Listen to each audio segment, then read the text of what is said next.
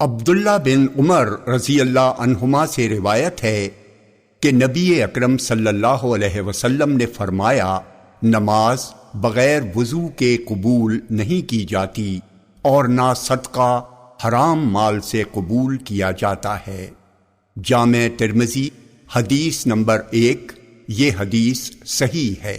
ابو ہریرہ رضی اللہ عنہ کہتے ہیں کہ رسول اللہ صلی اللہ علیہ وسلم نے فرمایا، جب مسلمان یا مومن بندہ وضو کرتا اور اپنا چہرہ دھوتا ہے تو پانی کے ساتھ یا پانی کے آخری قطرے کے ساتھ اس کے چہرے سے وہ تمام گناہ جھڑ جاتے ہیں جو اس کی آنکھوں نے کیے تھے، یا اسی طرح کی کوئی اور بات فرمائی۔ پھر جب وہ اپنے ہاتھوں کو دھوتا ہے تو پانی کے ساتھ یا پانی کے آخری قطرے کے ساتھ وہ تمام گناہ جھڑ جاتے ہیں جو اس کے ہاتھوں سے ہوئے ہیں، یہاں تک کہ وہ گناہوں سے پاک و صاف ہو کر نکلتا ہے۔ جامع ترمذی حدیث نمبر 2۔ یہ حدیث صحیح ہے۔ جابر رضی اللہ عنہ روایت کرتے ہیں کہ ابو قتادہ رضی اللہ عنہ نے نبی اکرم صلی اللہ علیہ وسلم کو قبلے کی طرف منہ کر کے پیشاب کرتے ہوئے دیکھا ہے۔ جامع ترمذی حدیث نمبر 10۔ یہ حدیث ضعیف الاسناد ہے۔ جامع ترمذی حدیث نمبر 10۔ یہ حدیث ضعیف ہے۔ عبداللہ بن عمر رضی اللہ عنہما کہتے ہیں کہ ایک روز میں اپنی بہن حفصہ رضی اللہ عنہا کے گھر کی چھت پر چڑھا تو نبی اکرم صلی اللہ علیہ وسلم کو دیکھا کہ آپ شام کی طرف منہ اور کعبے کی طرف پیٹھ کر کے قضائے حاجت فرما رہے ہیں۔ جامع ترمذی حدیث نمبر 11۔ یہ حدیث صحیح ہے۔ ام المومنین عائشہ رضی اللہ عنہا کہتی ہیں کہ جو تم سے یہ کہے کہ نبی اکرم صلی اللہ علیہ وسلم کھڑے ہو کر پیشاب کرتے تھے تو تم اس کی تصدیق نہ کرنا، آپ بیٹھ کر ہی پیشاب کرتے تھے۔ جامع ترمذی حدیث نمبر 12۔ یہ حدیث صحیح ہے۔ حذیفہ بن یمان رضی اللہ عنہ کہتے ہیں کہ نبی اکرم صلی اللہ علیہ وسلم کا گزر ایک قوم کے کوڑے کرکٹ کے ڈھیر پر سے ہوا تو آپ نے اس پر کھڑے ہو کر پیشاب کیا۔ میں آپ کے لیے وضو کا پانی لایا، اسے رکھ کر میں پیچھے ہٹنے لگا تو آپ نے مجھے اشارے سے بلایا، میں آ کر آپ کی ایڑیوں کے پاس کھڑا ہو گیا۔ آپ نے وضو کیا اور اپنے موزوں پر مسح کیا۔ جامع ترمذی حدیث نمبر 13۔ یہ حدیث صحیح ہے۔ انس رضی اللہ عنہ کہتے ہیں کہ نبی اکرم صلی اللہ علیہ وسلم جب قضائے حاجت کا ارادہ فرماتے تو جب تک زمین سے بالکل قریب نہ ہو جاتے اپنے کپڑے نہیں اٹھاتے تھے۔ دوسری سند میں اعمش سے روایت ہے، ابن عمر رضی اللہ عنہما کہتے ہیں کہ نبی اکرم صلی اللہ علیہ وسلم جب قضائے حاجت کا ارادہ فرماتے کپڑے جب تک زمین سے قریب نہیں ہو جاتے نہیں اٹھاتے تھے۔ جامع ترمذی حدیث نمبر 14۔ یہ حدیث صحیح ہے۔ ابو قتادہ حارث بن ربیع انصاری رضی اللہ عنہ کہتے ہیں کہ نبی اکرم صلی اللہ علیہ وسلم نے اس بات سے منع فرمایا ہے کہ آدمی اپنے داہنے ہاتھ سے اپنا عضو تناسل چھوئے۔ جامع ترمذی حدیث نمبر 15۔ یہ حدیث صحیح ہے۔ عبد الرحمن بن یزید کہتے ہیں کہ سلمان فارسی رضی اللہ عنہ سے بطور طنز یہ بات کہی گئی کہ تمہارے نبی نے تمہیں ساری چیزیں سکھائی ہیں، حتیٰ کہ پیشاب پاخانہ کرنا بھی، تو سلمان فارسی رضی اللہ عنہ نے بطور فخر کہا، ہاں ایسا ہی ہے، ہمارے نبی نے ہمیں پیشاب پاخانے کے وقت قبلے کی طرف منہ کرنے، دائیں ہاتھ سے استنجا کرنے اور 3 پتھر سے کم سے استنجا کرنے اور گوبر اور ہڈی سے استنجا کرنے سے ہمیں منع فرمایا ہے۔ جامع ترمذی حدیث نمبر 16۔ یہ حدیث صحیح ہے۔ عبداللہ بن مسعود رضی اللہ عنہ کہتے ہیں کہ نبی اکرم صلی اللہ علیہ وسلم قضائے حاجت کے لیے نکلے تو آپ نے فرمایا میرے لیے 3 پتھر ڈھونڈ لاؤ۔ میں 2 پتھر اور ایک گوبر کا ٹکڑا لے کر آپ کی خدمت میں آیا تو آپ نے دونوں پتھروں کو لے لیا اور گوبر کے ٹکڑے کو پھینک دیا اور فرمایا یہ ناپاک ہے۔ جامع ترمذی حدیث نمبر 17۔ یہ حدیث صحیح ہے۔ ام المومنین عائشہ رضی اللہ عنہا کہتی ہیں کہ تم عورتیں اپنے شوہروں سے کہو کہ وہ پانی سے استنجا کیا کریں، میں ان سے یہ بات کہتے شرما رہی ہوں کیونکہ رسول اللہ صلی اللہ علیہ وسلم ایسا ہی کرتے تھے۔ جامع ترمذی حدیث نمبر 19۔ یہ حدیث صحیح ہے۔ مغیرہ بن شعبہ رضی اللہ عنہ کہتے ہیں کہ میں نبی اکرم صلی اللہ علیہ وسلم کے ساتھ ایک سفر میں تھا۔ آپ قضائے حاجت کے لیے نکلے تو بہت دور نکل گئے۔ جامع ترمذی حدیث نمبر 20۔ یہ حدیث صحیح ہے۔ ابو ہریرہ رضی اللہ عنہ کہتے ہیں کہ رسول اللہ صلی اللہ علیہ وسلم نے فرمایا اگر مجھے اپنی امت کو حرج اور مشقت میں مبتلا کرنے کا خطرہ نہ ہوتا تو میں انہیں ہر نماز کے وقت مسواک کرنے کا حکم دیتا۔ جامع ترمذی حدیث نمبر 22۔ یہ حدیث صحیح ہے۔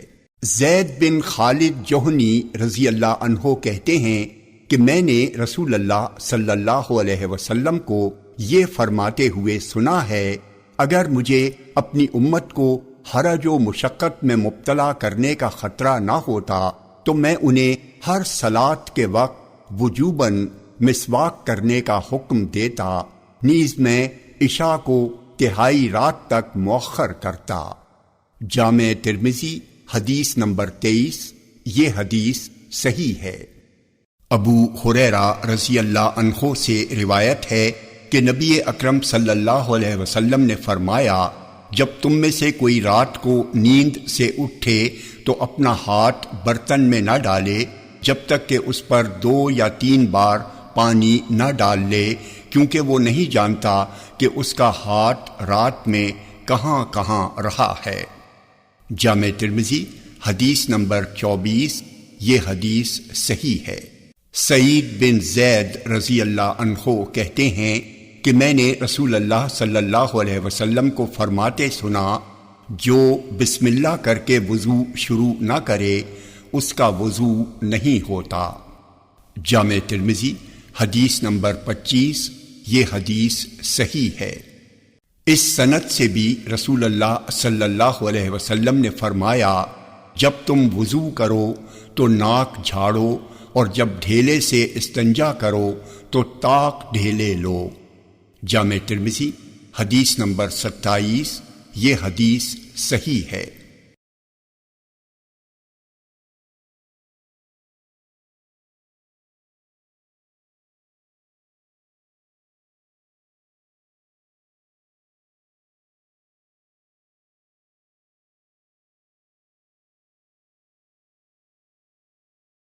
مغیرہ بن شعبہ رضی اللہ عنہ کہتے ہیں کہ نبی اکرم صلی اللہ علیہ وسلم نے وضو کیا اور دونوں موزوں اور امامے پر مسح کیا۔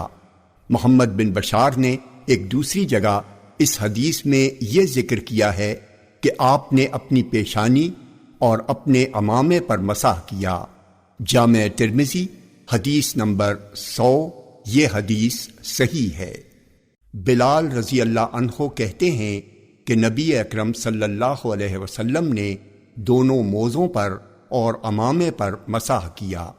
جامع ترمذی حدیث نمبر 101۔ یہ حدیث صحیح ہے۔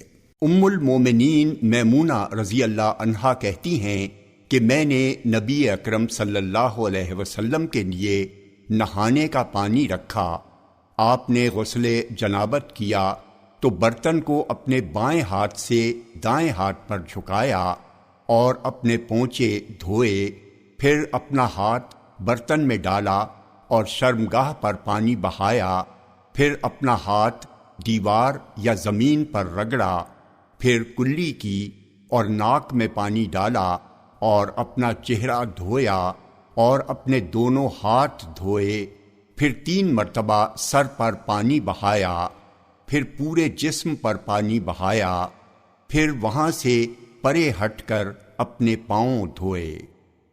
جامع ترمذی حدیث نمبر 103۔ یہ حدیث صحیح ہے۔ ام المومنین عائشہ رضی اللہ عنہا کہتی ہیں کہ رسول اللہ صلی اللہ علیہ وسلم جب غسل جنابت کا ارادہ کرتے تو ہاتھوں کو برتن میں داخل کرنے سے پہلے دھوتے، پھر شرمگاہ دھوتے اور اپنی نماز کے وضو کی طرح وضو کرتے، پھر بال پانی سے بھگوتے، پھر اپنے سر پر 3 لپ پانی ڈالتے۔ جامع ترمذی حدیث نمبر 104۔ یہ حدیث صحیح ہے۔ ام المومنین ام سلمہ رضی اللہ عنہا کہتی ہیں کہ میں نے عرض کیا، اللہ کے رسول، میں اپنے سر کی چوٹی مضبوطی سے باندھنے والی عورت ہوں، کیا غسل جنابت کے لیے اسے کھولا کروں؟ آپ نے فرمایا، تمہارے سر پر 3 لپ پانی ڈال دینا ہی کافی ہے، پھر پورے بدن پر پانی بہا دو تو پاک ہو گئی، یا فرمایا جب تم ایسا کر لے تو پاک ہو گئیں۔ جامع ترمذی حدیث نمبر 105۔ یہ حدیث صحیح ہے۔ ابو ہریرہ رضی اللہ عنہ سے روایت ہے کہ نبی اکرم صلی اللہ علیہ وسلم نے فرمایا، ہر بال کے نیچے جنابت کا اثر ہوتا ہے، اس لیے بالوں کو اچھی طرح دھویا کرو اور کھال کو اچھی طرح مل کر صاف کرو۔ جامع ترمذی حدیث نمبر 106۔ یہ حدیث ضعیف ہے۔ ام المومنین عائشہ رضی اللہ عنہا کہتی ہیں کہ نبی اکرم صلی اللہ علیہ وسلم غسل کے بعد وضو نہیں کرتے تھے۔ جامع ترمذی حدیث نمبر 107۔ یہ حدیث صحیح ہے۔ ام المومنین عائشہ رضی اللہ عنہا کہتی ہیں کہ نبی اکرم صلی اللہ علیہ وسلم نے فرمایا، جب مرد کے ختنے کا مقام عورت کے ختنے کے مقام یعنی شرمگاہ سے مل جائے تو غسل واجب ہو گیا۔ جامع ترمذی حدیث نمبر 109۔ یہ حدیث صحیح ہے۔ ابی بن کعب رضی اللہ عنہ کہتے ہیں کہ صرف منی نکلنے پر غسل واجب ہوتا ہے، یہ رخصت ابتدائے اسلام میں تھی، پھر اس سے روک دیا گیا۔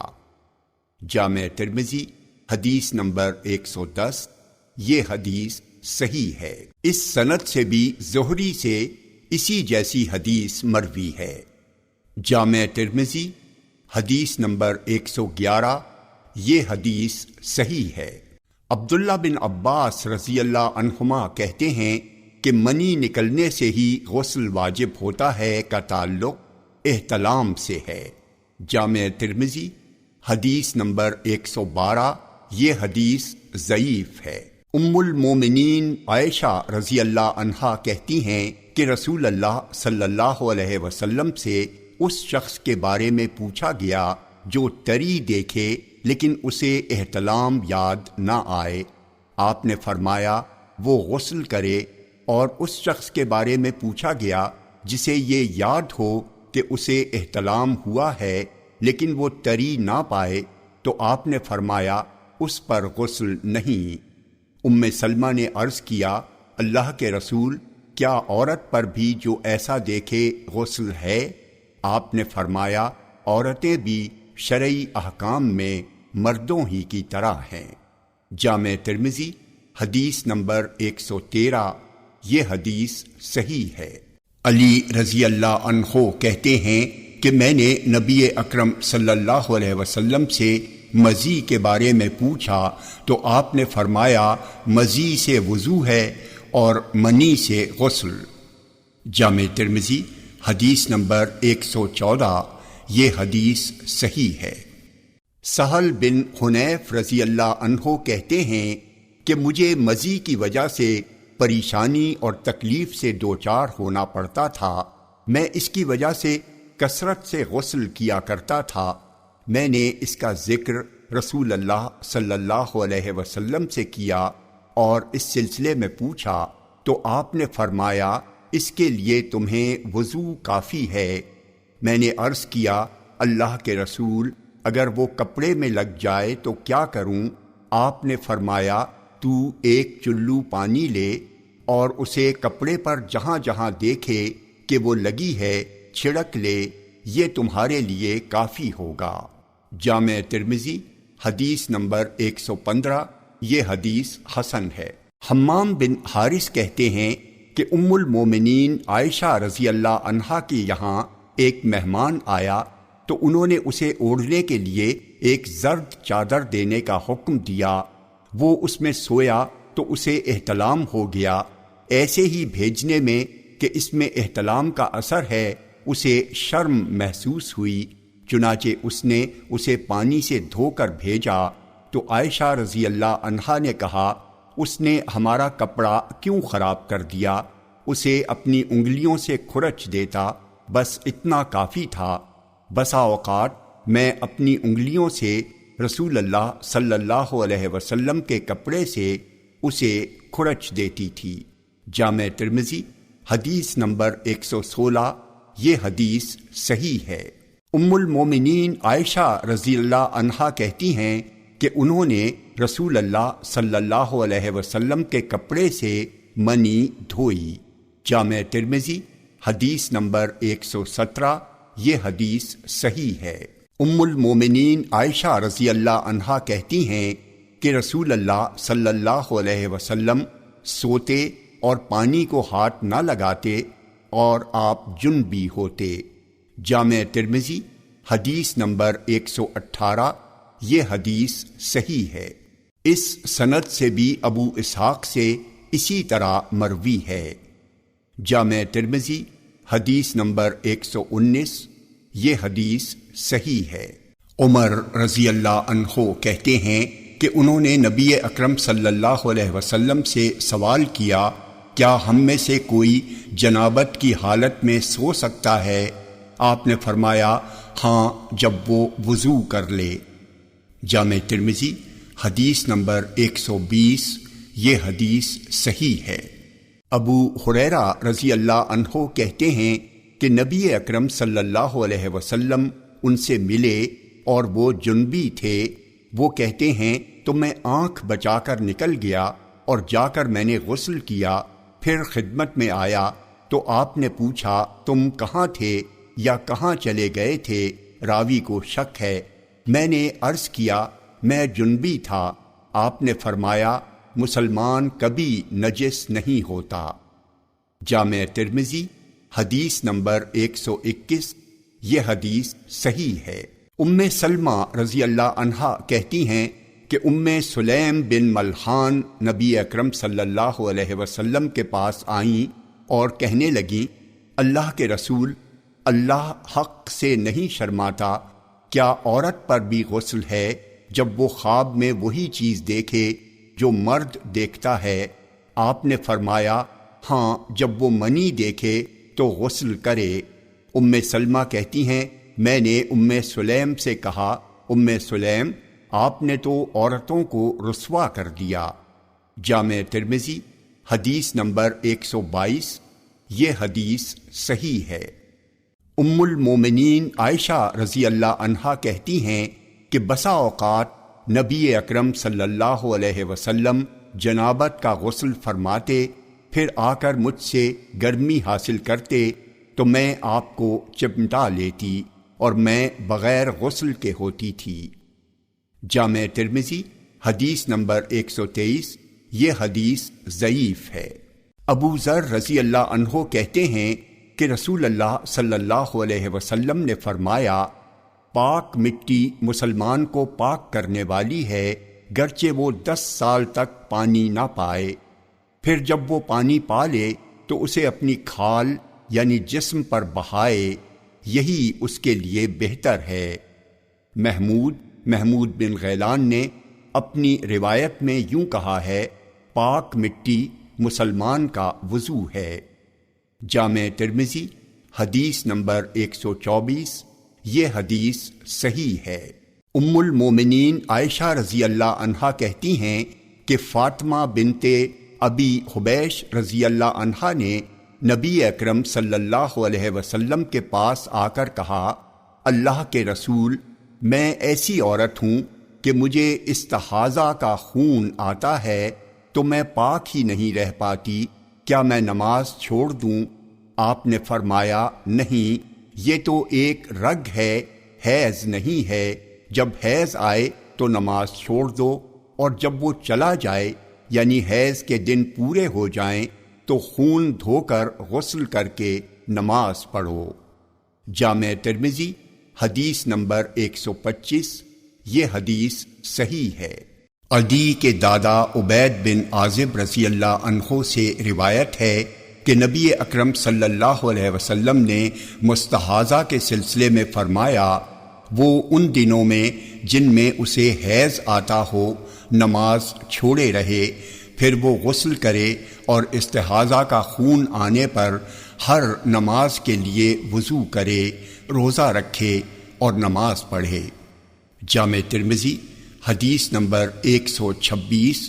یہ حدیث صحیح ہے۔ اس سند سے بھی شریک نے اسی مفہوم کے ساتھ اسی طرح کی حدیث بیان کی ہے۔ جامع ترمذی حدیث نمبر 127۔ یہ حدیث صحیح ہے۔ حمنہ بنت جہش رضی اللہ عنہا کہتی ہیں کہ میں سخت قسم کے استحاضہ میں مبتلا رہتی تھی۔ میں نبی اکرم صلی اللہ علیہ وسلم کی خدمت میں مسئلہ پوچھنے اور آپ کو اس کی خبر دینے کے لیے حاضر ہوئی۔ میں نے آپ صلی اللہ علیہ وسلم کو اپنی بہن زینب بنت جہش کے گھر پایا تو عرض کیا، اللہ کے رسول، میں سخت قسم کے استحاضہ میں مبتلا رہتی ہوں، اس سلسلے میں آپ مجھے کیا حکم دیتے ہیں؟ اس نے تو مجھے صوم و صلات دونوں سے روک دیا ہے۔ آپ نے فرمایا، میں تجھے روئی رکھنے کا حکم دے رہا ہوں، اس سے خون بند ہو جائے گا۔ انہوں نے عرض کیا، وہ اس سے زیادہ ہے، روئی رکھنے سے نہیں رکے گا۔ آپ نے فرمایا، تو لنگوٹ باندھ لیا کرو۔ کہا، خون اس سے بھی زیادہ آ رہا ہے۔ تو آپ نے فرمایا، تم لنگوٹ کے نیچے ایک کپڑا رکھ لیا کرو۔ کہا، یہ اس سے بھی زیادہ ہے، مجھے بہت تیزی سے خون بہتا ہے۔ تو نبی اکرم صلی اللہ علیہ وسلم نے فرمایا، تو میں تجھے دو باتوں کا حکم دیتا ہوں، ان دونوں میں سے تم جو بھی کر لو تمہارے لیے کافی ہوگا، اور اگر تم دونوں پر قدرت رکھ سکو تو تم زیادہ بہتر جانتی ہو۔ آپ نے فرمایا، یہ تو صرف شیطان کی چوٹ یعنی مار ہے، تو 6 یا 7 دن جو اللہ کے علم میں ہیں انہیں تو حیض کے شمار کر، پھر غسل کر لے، اور جب تو سمجھ لے کہ تو پاک و صاف ہو گئی ہو تو 24 یا 23 دن نماز پڑھ اور روزے رکھ، یہ تمہارے لیے کافی ہے، اور اسی طرح کرتی رہو جیسا کہ حیض والی عورتیں کرتی ہیں۔ حیض کے اوقات میں حائضہ اور پاکی کے وقتوں میں پاک رہتی ہیں، اور اگر تم اس بات پر قادر ہو کہ ظہر کو کچھ دیر سے پڑھو اور عصر کو قدرے جلدی پڑھ لو تو غسل کر کے پاک صاف ہو جاؤ اور ظہر اور عصر کو ایک ساتھ پڑھ لیا کرو، پھر مغرب کو ذرا دیر کر کے اور عشاء کو کچھ پہلے کر کے، پھر غسل کر کے یہ دونوں نمازیں ایک ساتھ پڑھ لے تو ایسا کر لیا کرو، اور صبح کے لیے الگ غسل کر کے فجر پڑھو، اگر تم قادر ہو تو اس طرح کرو اور روزے رکھو۔ پھر رسول اللہ صلی اللہ علیہ وسلم نے فرمایا، ان دونوں باتوں میں سے یہ دوسری صورت مجھے زیادہ پسند ہے۔ جامع ترمذی حدیث نمبر 128۔ یہ حدیث حسن ہے۔ ام المومنین عائشہ رضی اللہ عنہا کہتی ہیں کہ ام حبیبہ بنت جہش نے رسول اللہ صلی اللہ علیہ وسلم سے مسئلہ پوچھا اور کہا کہ مجھے استحاضہ کا خون آتا ہے اور میں پاک نہیں رہ پاتی ہوں، تو کیا میں نماز چھوڑ دوں؟ آپ نے فرمایا، نہیں، یہ تو محض ایک رگ ہے، لہٰذا تم غسل کرو پھر نماز پڑھو۔ تو وہ ہر نماز کے لیے غسل کرتی تھیں، جامع ترمذی حدیث نمبر 129، یہ حدیث صحیح ہے۔ معاذہ کہتی ہیں کہ ایک عورت نے عائشہ رضی اللہ عنہا سے پوچھا، کیا ہم حیض کے دنوں والی نماز کی قضا کیا کریں؟ تو انہوں نے کہا، کیا تو حروریہ ہے؟ ہم میں سے ایک کو حیض آتا تھا تو اسے قضا کا حکم نہیں دیا جاتا تھا۔ جامع ترمذی حدیث نمبر 130، یہ حدیث صحیح ہے۔ عبداللہ بن عمر رضی اللہ عنہما سے روایت ہے کہ نبی اکرم صلی اللہ علیہ وسلم نے فرمایا، حائضہ اور جنبی قرآن سے کچھ نہ پڑھیں۔ جامع ترمذی حدیث نمبر 131، یہ حدیث منکر ہے۔ عبداللہ بن سعد رضی اللہ عنہ کہتے ہیں کہ میں نے نبی اکرم صلی اللہ علیہ وسلم سے حائضہ کے ساتھ کھانے کے بارے میں پوچھا تو آپ نے فرمایا، اس کے ساتھ کھاؤ۔ جامع ترمذی حدیث نمبر 133، یہ حدیث صحیح ہے۔ ام المومنین عائشہ رضی اللہ عنہا سے روایت ہے کہ رسول اللہ صلی اللہ علیہ وسلم نے مجھ سے فرمایا، مسجد سے مجھے بوریا اٹھا کر دو، تو میں نے عرض کیا، میں حائضہ ہوں۔ آپ نے فرمایا، تیرا حیض تیرے ہاتھ میں نہیں ہے۔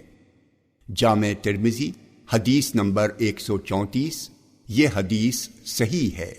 ابو ہریرہ رضی اللہ عنہ سے روایت ہے کہ نبی اکرم صلی اللہ علیہ وسلم نے فرمایا، جو کسی حائضہ کے پاس آیا، یعنی اس سے جماع کیا، یا کسی عورت کے پاس پیچھے کے راستے سے آیا، یا کسی کاہن نجومی کے پاس غیب کا حال جاننے کے لیے آیا، تو اس نے ان چیزوں کا انکار کیا جو محمد صلی اللہ علیہ وسلم پر نازل کی گئی ہیں۔ جامع ترمذی حدیث نمبر 135، یہ حدیث صحیح ہے۔ عبداللہ بن عباس رضی اللہ عنہما سے روایت ہے کہ نبی اکرم صلی اللہ علیہ وسلم نے اس آدمی کے بارے میں جو اپنی بیوی سے حیض کی حالت میں جمع کرتا ہے فرمایا، وہ آدھا دینار صدقہ کرے۔ جامع ترمذی حدیث نمبر 136، یہ حدیث صحیح ہے۔ عبداللہ بن عباس رضی اللہ عنہما سے روایت ہے کہ نبی اکرم صلی اللہ علیہ وسلم نے فرمایا، جب خون سرخ ہو اور جمع کر لے تو 1 دینار، اور جب زرد ہو تو آدھا دینار صدقہ کرے۔ جامع ترمذی حدیث نمبر 137، یہ حدیث ضعیف ہے۔ اسماء بنت ابی بکر رضی اللہ عنہما کہتی ہیں کہ ایک عورت نے نبی اکرم صلی اللہ علیہ وسلم سے اس کپڑے کے بارے میں پوچھا جس میں حیض کا خون لگ جائے، تو آپ صلی اللہ علیہ وسلم نے فرمایا، اسے کھرچ دو، پھر اسے پانی سے مل دو، پھر اس پر پانی بہا دو اور اس میں نماز پڑھو۔ جامع ترمذی حدیث نمبر 138، یہ حدیث صحیح ہے۔ ام المومنین ام سلمہ رضی اللہ عنہا کہتی ہیں کہ رسول اللہ صلی اللہ علیہ وسلم کے زمانے میں نفاس والی عورتیں 40 دن تک بیٹھی رہتی تھیں، اور جھائیوں کے سبب ہم اپنے چہروں پر ورس نامی گھاس ملتی تھیں۔ جامع ترمذی حدیث نمبر 139، یہ حدیث حسن صحیح ہے۔ انس رضی اللہ عنہ کہتے ہیں کہ نبی اکرم صلی اللہ علیہ وسلم ایک ہی غسل میں سبھی بیویوں کا چکر لگا لیتے تھے۔ جامع ترمذی حدیث نمبر 140، یہ حدیث صحیح ہے۔ ابو سعید خدری رضی اللہ عنہ سے روایت ہے کہ نبی اکرم صلی اللہ علیہ وسلم نے فرمایا، جب تم میں سے کوئی اپنی بیوی سے صحبت کرے، پھر وہ دوبارہ صحبت کرنا چاہے تو ان دونوں کے درمیان وضو کر لے۔ جامع ترمذی حدیث نمبر 141، یہ حدیث صحیح ہے۔ عروہ سے روایت ہے کہ عبداللہ بن ارقم رضی اللہ عنہ اپنی قوم کے امام تھے۔ نماز کھڑی ہوئی تو انہوں نے ایک شخص کا ہاتھ پکڑ کر اسے امامت کے لیے آگے بڑھا دیا اور کہا، میں نے رسول اللہ صلی اللہ علیہ وسلم کو فرماتے سنا ہے، جب نماز کے لیے اقامت ہو چکی ہو تو تم میں سے کوئی قضائے حاجت کی ضرورت محسوس کرے تو وہ پہلے قضائے حاجت کے لیے جائے۔ جامع ترمذی حدیث نمبر 142۔ یہ حدیث صحیح ہے۔ عبد الرحمن بن عوف رضی اللہ عنہ کی ایک ام ولد سے روایت ہے کہ میں نے ام المومنین ام سلمہ رضی اللہ عنہا سے کہا، میں لمبا دامن رکھنے والی عورت ہوں اور میرا گندی جگہوں پر بھی چلنا ہوتا ہے، تو میں کیا کروں؟ انہوں نے کہا کہ رسول اللہ صلی اللہ علیہ وسلم نے فرمایا ہے، اس کے بعد کی پاک زمین اسے پاک کر دیتی ہے۔ جامع ترمذی حدیث نمبر 143۔ یہ حدیث صحیح ہے۔